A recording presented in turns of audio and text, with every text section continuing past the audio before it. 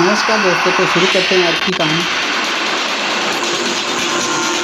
ये कहानी है कानपुर इलाके के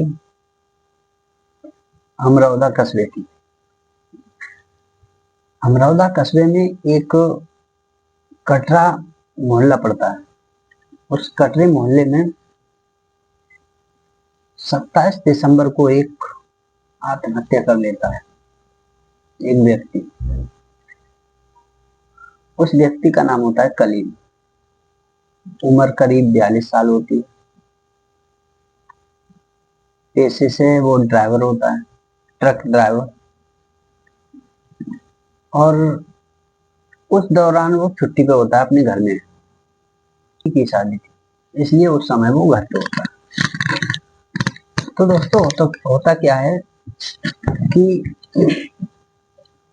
जिस तरह से उसने आत्महत्या या खुदकुशी कहें तो की थी, वो बड़ा शौक तरीके से यानी की थी।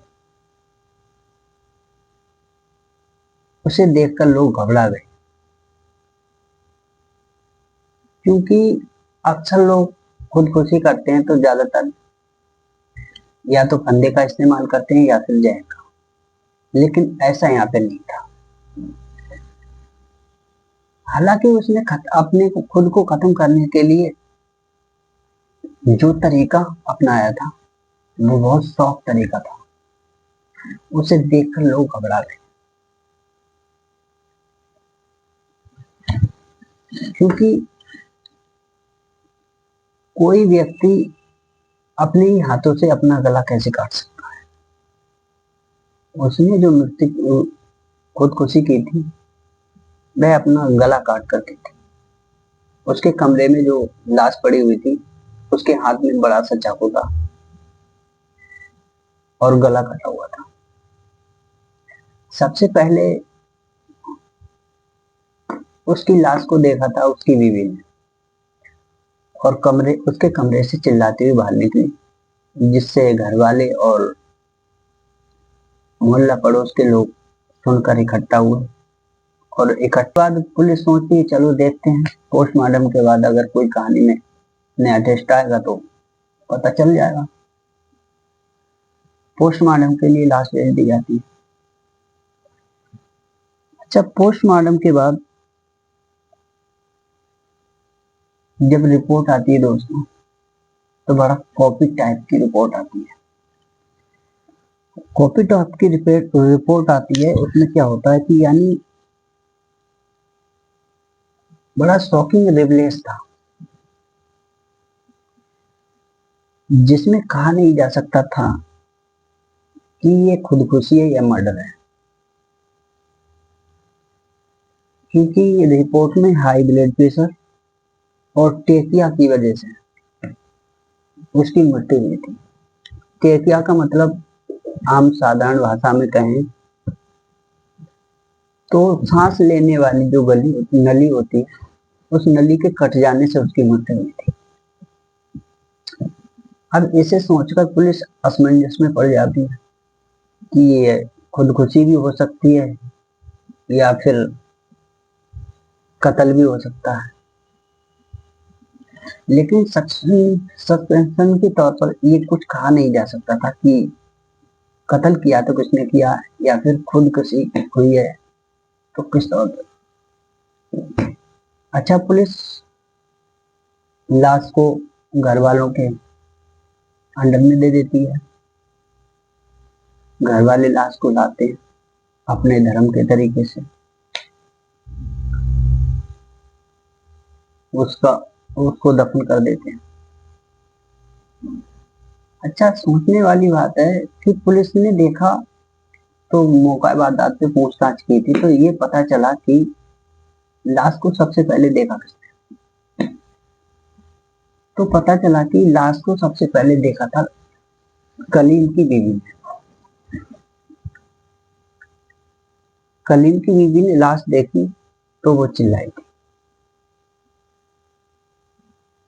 तो कलीम की बीवी की उम्र है कम से कम यानी 30 या 32 के आसपास। लगभग कलीम और कलीम की बीवी का नाम है समा परवीन। समा परवीन की उम्र भी लगभग 10 साल का डिफरेंस है। पता चला कि इनके 3 बच्चे थे, एक एक करके अलग अलग तरीके से तीनों की मृत्यु हो गई। इसमें थोड़ा ये नर्वस भी थे, लेकिन आमतौर पे देखा जाए तो आदमी नहीं होता है, ऐसा होता है तो माँ होती है। अधिकतर बच्चों से माँ को लगाव होता है। अगर ऐसा कुछ होता तो माँ को होना चाहिए, लेकिन बाप को नहीं, पति को नहीं होना चाहिए। अच्छा, इस पे पुलिस ज्यादा कुछ नहीं सोचती, चलो कोई नहीं। लाश को पोस्टमार्टम करने के बाद दे देते हैं, तो उसका जो अंतिम संस्कार यानी कि दफना देते हैं, उसके बाद में पुलिस सोचती है कि अब क्या करना चाहिए। रिपोर्ट के आधार पर कुछ कर नहीं सकते, क्योंकि इस तरीके से दोनों शकल हो सकते हैं, दोनों सूरत में दोनों काम हो सकते हैं कि कत्ल भी हो सकता है, सुसाइड भी हो सकता है, अपने हाथ से कत्ल भी, सुसाइड भी हो सकता है। इस तरह से पुलिस कुछ नहीं सोचती, लेकिन पुलिस खामोश हो जाती है।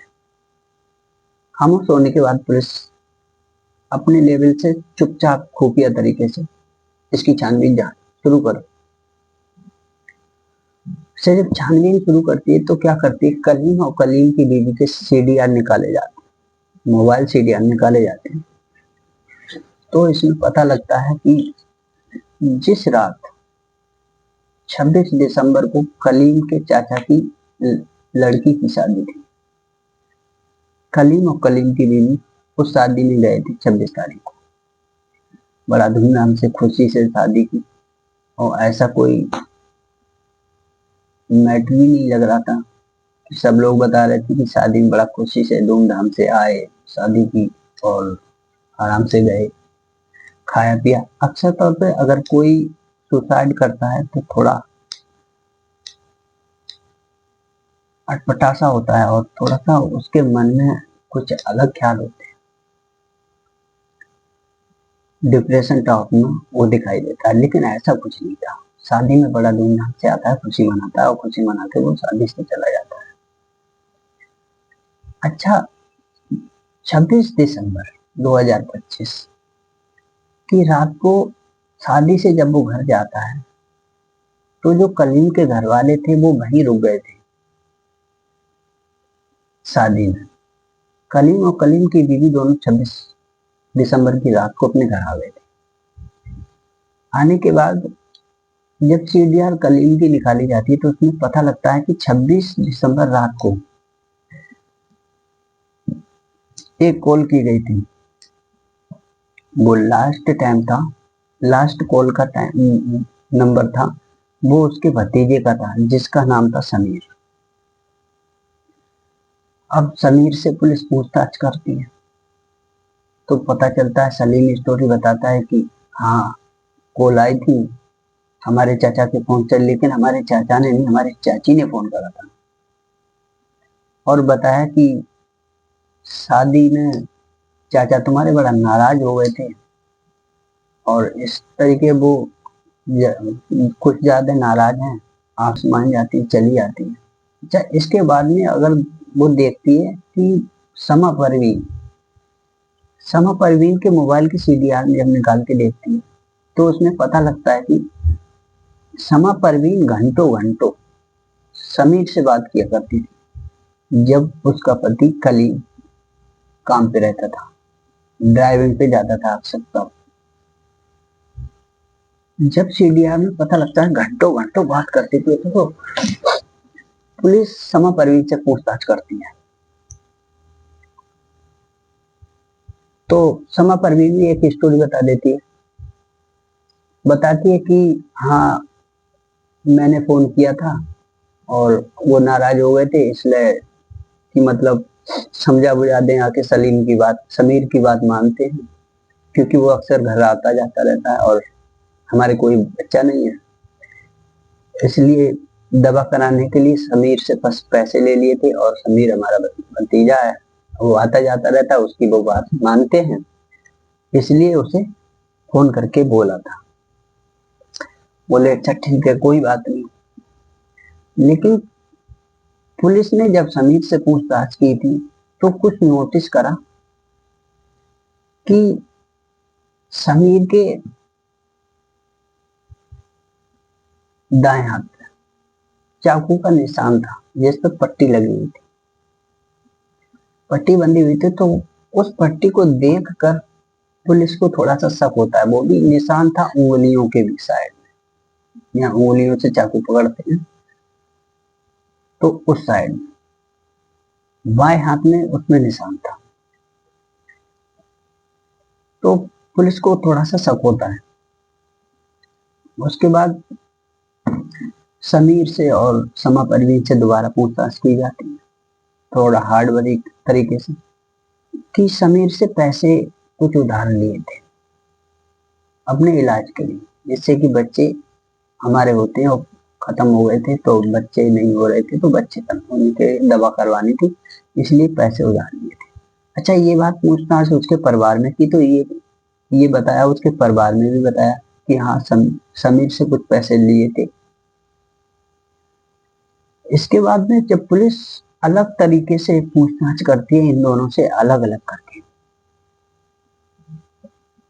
इन्हें थोड़ा गुमराह करके, तो समीर मान लेता है और अक्सर टूट जाता है, तो मानता है कि हाँ हमने ही कलीम चाचा का कत्ल किया। अक्सर क्या हुआ था कि जब कलीम और समा परवीन शादी से 26 दिसंबर के दिन में शादी हुई थी और 27 आने वाली थी, उसी रात के लिए अब समा परवीन और कलीम दोनों घर चले गए थे। उसके घर वाले घर पर रुक गए थे। उस रात घर में कोई नहीं था। उसी रात जब कलीम ने दारू पी रखी थी और दारू के नशे में था, तो समा परवीन ने फोन किया समीर को कि अच्छा मौका है और आओ अपना। तो 27 दिसंबर 2025 को रात को जब इसने फोन करा समा परवीन ने, तो अपने पति के फोन से फोन करा समीर को कि अभी मौका अच्छा है और आ जाओ। तो समीर अपने घर से आता है एक चाकू लेकर, बड़ा सा चाकू लेकर हाथ में आता है, और आकर के समा परवीन अपने पति के हाथ पकड़ती है दोनों, और समीर चाकू से गला रेत देता है।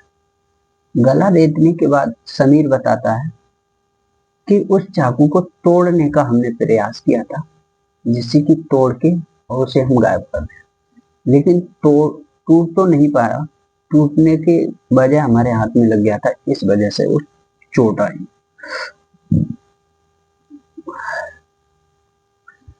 तो जब वो टूटा नहीं तो सोचा कि क्यों ना ये साजिश में बदल दिया जाए, कि उसी के कलीम के हाथ में पकड़ा के और ये किया था, जिससे कि ये सुसाइड का मामला पता लगे।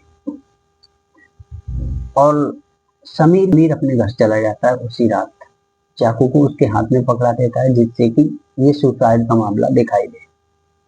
समीर अपने घर चला जाता है और लास्ट दौरे तक पुलिस के इन्वेस्टिगेट में भी और जनाजे में भी सब में समीर शामिल होता है, बाकायदा से पुलिस के साथ रहता है, बाकायदा पुलिस को गुमराह करता है कि वो मदद के लिए है, लेकिन कांड उसी ने किया था। अक्सर वो मान लेता है और दोनों को। तो फिर मिलेंगे अगली कहानी के साथ। जय हिंद, जय भारत।